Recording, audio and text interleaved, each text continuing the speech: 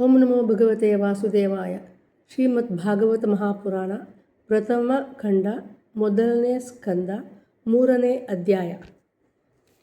ಭಗವಂತನ ಅವತಾರಗಳ ವರ್ಣನೆ. ಸೂತ ಪುರಾಣಿಕರು ಹೇಳುತ್ತಾರೆ, ಸೃಷ್ಟಿಯ ಆದಿಯಲ್ಲಿ ಭಗವಂತನಿಗೆ ಲೋಕಗಳನ್ನು ಸೃಷ್ಟಿಸಬೇಕೆಂಬ ಇಚ್ಛೆ ಉಂಟಾಯಿತು. ಒಡನೆಯೇ ಅವನು ಮಹತ್ವತ್ವ, ಅಹಂಕಾರ ಮತ್ತು ಪಂಚತನ್ಮಾತ್ರೆಗಳಿಂದ ನಿರ್ಮಿತವಾದ 10 ಇಂದ್ರಿಯಗಳು, ಮನಸ್ಸು, ಪಂಚಭೂತಗಳು ಹೀಗೆ 16 ಕಲೆಗಳಿಂದ ಕೂಡಿದ ವಿರಾಟ ರೂಪವನ್ನು ಸ್ವೀಕರಿಸಿದನು.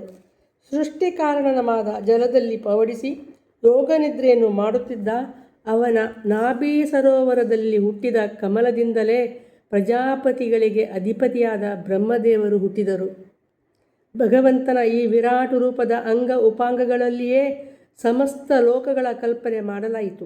ಈ ಪ್ರಕಾರದಿಂದ ಈ ವಿಶ್ವಬ್ರಹ್ಮಾಂಡವು ಭಗವಂತನದೇ ಸಗುಣ ಸಾಕಾರ ರೂಪವಾಗಿದೆ. ಭಗವಂತನ ವಿಶುದ್ಧ ಸತ್ವಮಯ ಆ ವಿರಾಟ ರೂಪವು ಪರಮಶ್ರೇಷ್ಠವಾದುದು. ಈ ಸಮಗ್ರ ವಿಶ್ವವನ್ನು ಜ್ಞಾನಿಗಳು ತಮ್ಮ ದಿವ್ಯ ಜ್ಞಾನ ಸಂಪನ್ನ ದೃಷ್ಟಿಯಿಂದ ಭಗವಂತನದೇ ಸ್ವರೂಪವೆಂದು ಭಾವಿಸುತ್ತಾರೆ. ವಾಸುದೇವಃ ಸರ್ವಂ.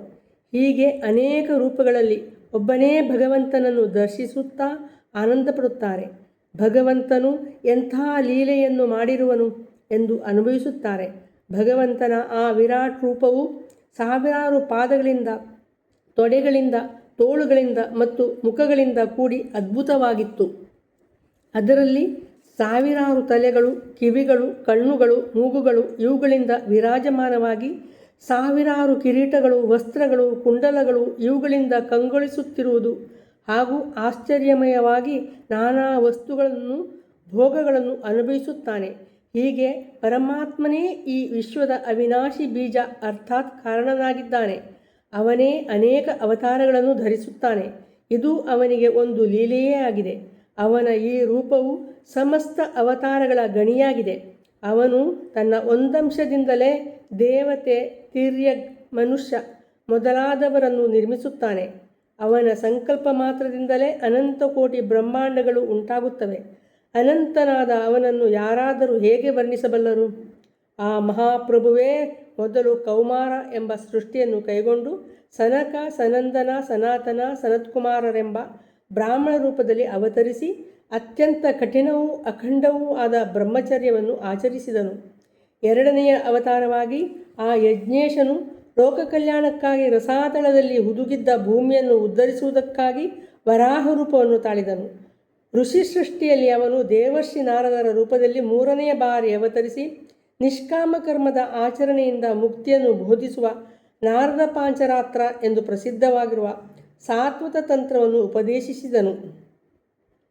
4ನೇದಾದ ಧರ್ಮಕಲಾ ಎಂಬ ಸೃಷ್ಟಿಯಲ್ಲಿ ಭಗವಂತನು ಧರ್ಮನ ಪತ್ನಿಯಾದ ಮೂರ್ತಿಯ ಗರ್ಭದಿಂದ ನರನಾರಾಯಣ ಮಹರ್ಷಿಗಳ ರೂಪದಲ್ಲಿ ಅವತರಿಸಿದನು. ಈ ಅವತಾರದಲ್ಲಿ ಅವನು ಮನಸ್ಸು, ಇಂದ್ರಿಯಗಳ ಸಂಯಮದ ಆತ್ಮಶಾಂತಿಯೊಡನೆ ಅತಿ ಕಠಿಣವಾದ ತಪಸ್ಸನ್ನು ಮಾಡಿ ತೋರಿದನು. 5ನೇ ಅವತಾರದಲ್ಲಿ ಸ್ವಾಮಿಯು ಸಿದ್ಧರ ಒಡೆಯನಾದ ಕಪಿಲ ರೂಪದಿಂದ ಅವತರಿಸಿ ಕಾಲಮಹಿಮೆಯಿಂದ ಲುಪ್ತವಾಗಿ ಹೋಗಿದ್ದ ತತ್ವ ಸಮೂಹಗಳ ಸ್ವರೂಪವನ್ನು ನಿರ್ಣಯಿಸುವ ಸಾಂಖ್ಯವೆಂಬ ಶಾಸ್ತ್ರವನ್ನು ವರ್ಣಿಸಿ ಅದನ್ನು ಆಸುರಿ ಎಂಬ ಬ್ರಾಹ್ಮಣನಿಗೆ ಉಪದೇಶಿಸಿದನು. ಅನಸೂಯೆಯು ಬೇಡಿದ ವರವನ್ನು ಈಡೇರಿಸಲು 6ನೆಯ ಅವತಾರದಲ್ಲಿ ಭಗವಂತನು ಅತ್ರಿಪುತ್ರ ದತ್ತಾತ್ರೇಯನಾಗಿ ಅವತರಿಸಿದನು. ಇದರಲ್ಲಿ ಅವನು ಅಲರ್ಕ, ಪ್ರಹ್ಲಾದ ಮುಂತಾದವರಿಗೆ ಬ್ರಹ್ಮಜ್ಞಾನವನ್ನು ಉಪದೇಶಿಸಿದನು. 7ನೆಯ ಅವತಾರ ಯಜ್ಞಾವತಾರ. ರುಚಿ ಎಂಬ ಪ್ರಜಾಪತಿಯು ಪತ್ನಿ ಆಕೂತಿಯ ಗರ್ಭದಿಂದ ಜನಿಸಿ ತನ್ನ ಪುತ್ರರಾದ ಯಾಮ್ ಮುಂತಾದ ದೇವತೆಗಳೊಡನೆ ಸ್ವಯಂಭುವ ಮನ್ವಂತರವನ್ನು ರಕ್ಷಿಸಿದನು. 8ನೆಯ ಬಾರಿ ಭಗವಂತನು ನಾಭಿರಾಜನ ಪತ್ನಿಯಾದ ಮೇರುದೇವಿಯಲ್ಲಿ ಋಷಭದೇವನ ರೂಪದಲ್ಲಿ ಅವತರಿಸಿ ಎಲ್ಲ ಆಶ್ರಮಗಳಿಗೂ ವಂದನೀಯವಾಗಿರುವ ಪರಮಹಂಸ ಮಾರ್ಗವನ್ನು ಆಚರಿಸಿ ತೋರಿಸಿಕೊಟ್ಟನು. ಋಷಿಗಳ ಪ್ರಾರ್ಥನೆಯಂತೆ ಅವನು ತನ್ನ 9ನೆಯ ಅವತಾರವಾಗಿ ಪೃಥು ಮಹಾರಾಜನ ರೂಪದಲ್ಲಿ ಕಾಣಿಸಿಕೊಂಡನು.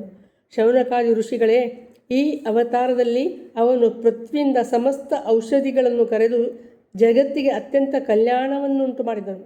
ಚಾಕ್ಷುಷ ಮನ್ವಂತರದ ಕೊನೆಯಲ್ಲಿ ತ್ರಿಲೋಕಗಳು ಸಮುದ್ರದಲ್ಲಿ ಮುಳುಗಿ ಹೋಗಿದ್ದಾಗ ಆತನು ಮತ್ಸ್ಯ ರೂಪದಲ್ಲಿ 10ನೆಯ ಅವತಾರವನ್ನು ಕೈಗೊಂಡನು. ಇದರಲ್ಲಿ ಭಗವಂತನು ಮುಂದಿನ ಮನ್ವಂತರದ ಅಧಿಪತಿಯಾದ ವೈವಸ್ವತ ಮನುವನ್ನು ಪೃಥ್ವೀರೂಪವಾದ ನೌಕೆಯಲ್ಲಿ ಕುಳ್ಳಿರಿಸಿ ಕಾಪಾಡಿದನು. ದೇವದಾನವರು ಸಮುದ್ರವನ್ನು ಕಡಿಯುತ್ತಿದ್ದಾಗ ಭಗವಂತನು 11ನೇ ಅವತಾರವಾಗಿ ಕೂರ್ಮ ರೂಪದಲ್ಲಿ ಕಾಣಿಸಿಕೊಂಡನು. ಮಂದರ ಪರ್ವತವನ್ನು ತನ್ನ ಬೆನ್ನ ಮೇಲೆ ಹೊತ್ತನು.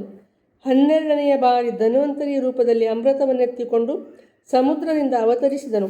13ನೆಯ ಅವತಾರವಾಗಿ ಮೋಹಿನಿ ರೂಪದಲ್ಲಿ ಕಾಣಿಸಿಕೊಂಡು ದೈತ್ಯರನ್ನು ಮೋಹವಶರನ್ನಾಗಿ ಮಾಡಿ ದೇವತೆಗಳಿಗೆ ಅಮೃತವನ್ನು ಉಣಿಸಿದನು.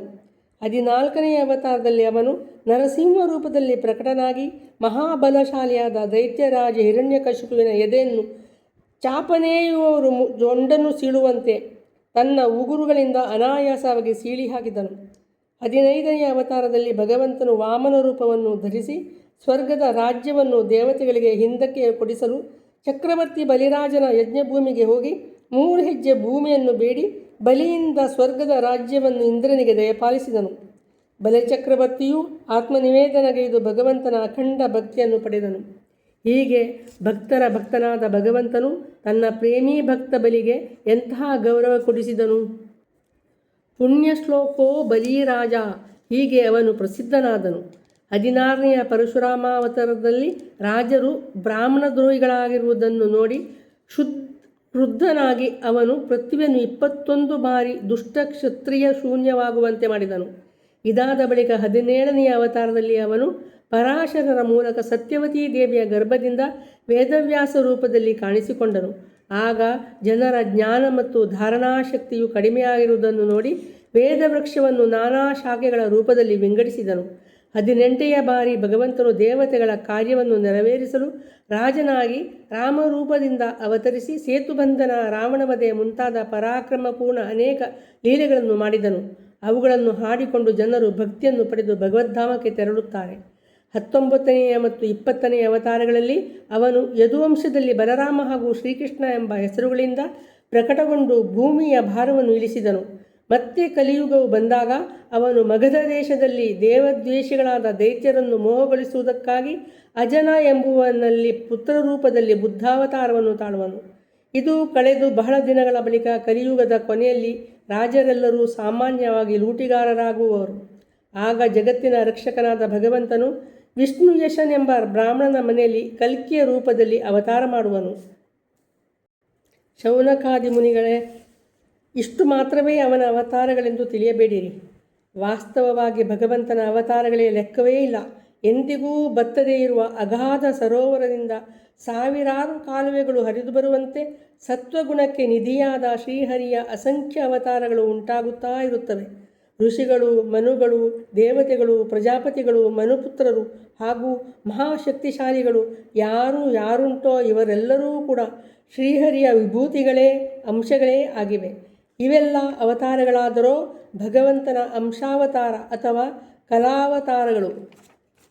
ಆದರೆ ಭಗವಾನ್ ಶ್ರೀಕೃಷ್ಣನಾದರೋ ಅವತಾರ ಮಾಡಿದ ಸಾಕ್ಷಾತ್ ಭಗವಂತನೇ ಆಗಿದ್ದಾನೆ.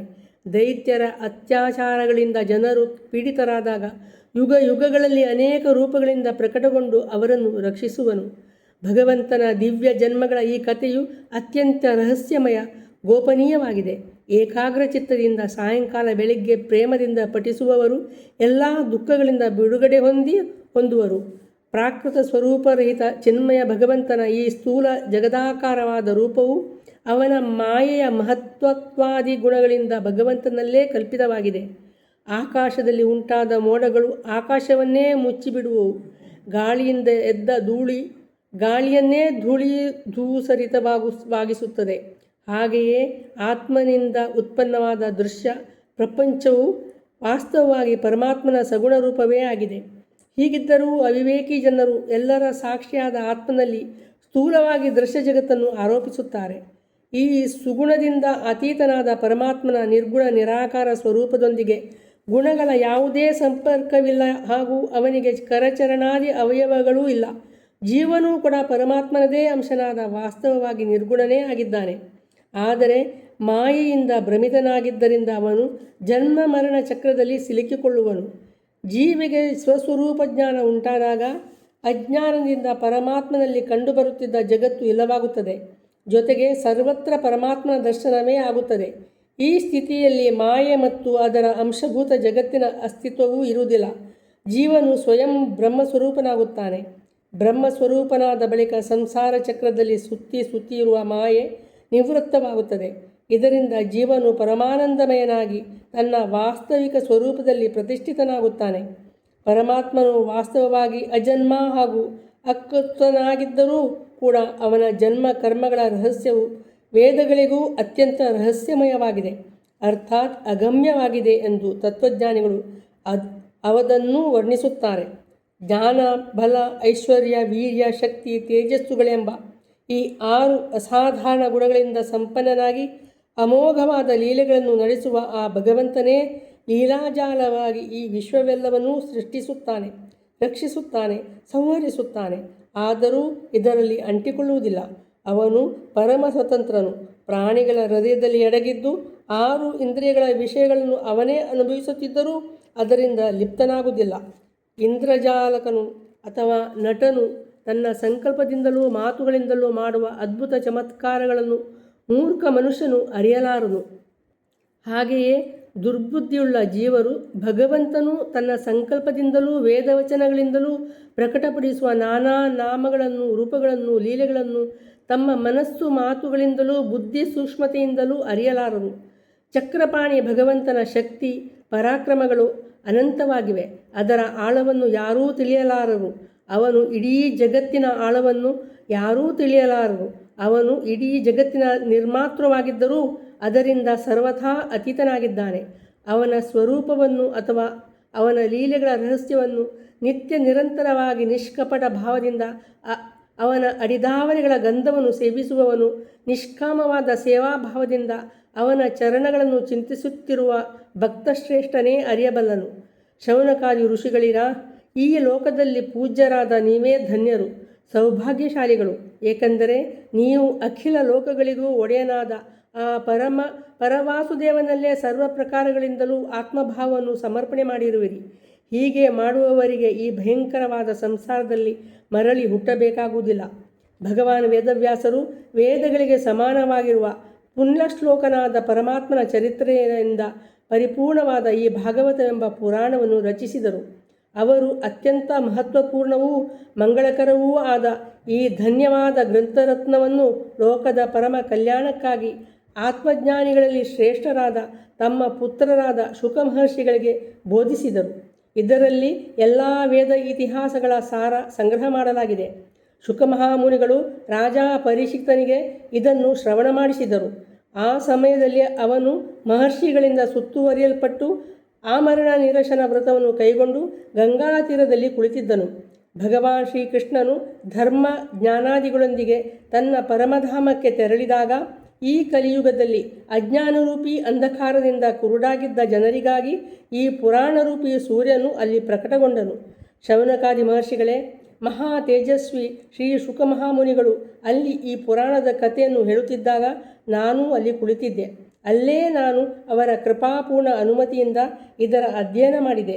ನಾನು ಅದನ್ನು ಅಲ್ಲಿ ಹೇಗೆ ಅಧ್ಯಯನ ಮಾಡಿದ್ದೇನೋ ಹಾಗೆಯೇ ನಿಮಗೆ ಯಥಾಮತಿಯಾಗಿ ಹೇಳುವೆನು, ಕೇಳಿರಿ. 3ನೆಯ ಅಧ್ಯಾಯವು ಮುಗಿಯಿತು.